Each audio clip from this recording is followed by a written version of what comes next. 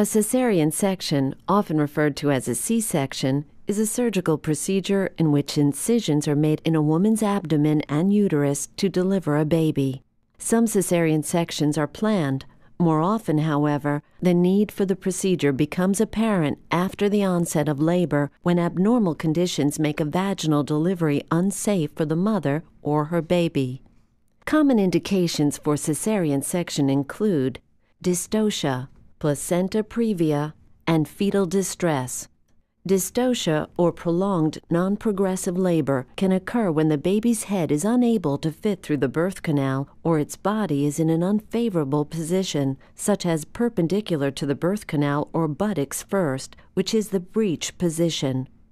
Placenta previa occurs when a low-lying placenta partially or completely blocks the cervical opening. Fetal distress occurs whenever the health of the baby is in imminent danger, usually from inadequate blood flow through the placenta or umbilical cord. Fetal distress can occur when the placenta separates from the wall of the uterus prior to delivery or the umbilical cord becomes compressed or squeezed.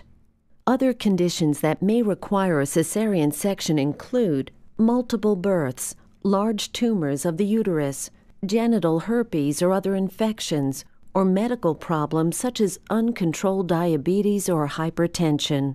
Your doctor may use ultrasound testing and a fetal heart monitor to help decide whether your baby should be delivered by cesarean. When a cesarean section becomes necessary, you will be prepped for surgery. If not already in place, an intravenous line will be started, and a catheter will be inserted into your bladder to drain urine.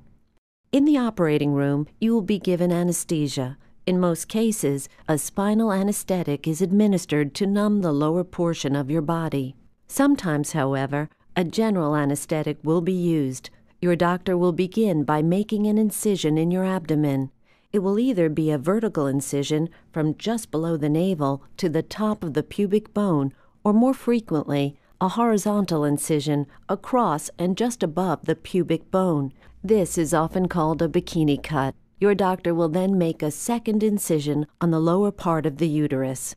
Once the uterus is opened, your doctor will rupture the amniotic sac, if it is still intact, and deliver the baby. The time from the initial abdominal incision to birth is typically 5 minutes. Your doctor will then clamp and cut the umbilical cord. Gently remove the placenta and tightly suture your uterus and abdomen. This typically takes about 45 minutes. The hospital stay after a cesarean section is usually 3 to 5 days. During this time, you will be encouraged to breastfeed, nap when the baby sleeps, and get out of bed often. While most patients are able to take care of their new baby soon after the procedure, full recovery may take 6 to 8 weeks. Your scar will lighten as it heals.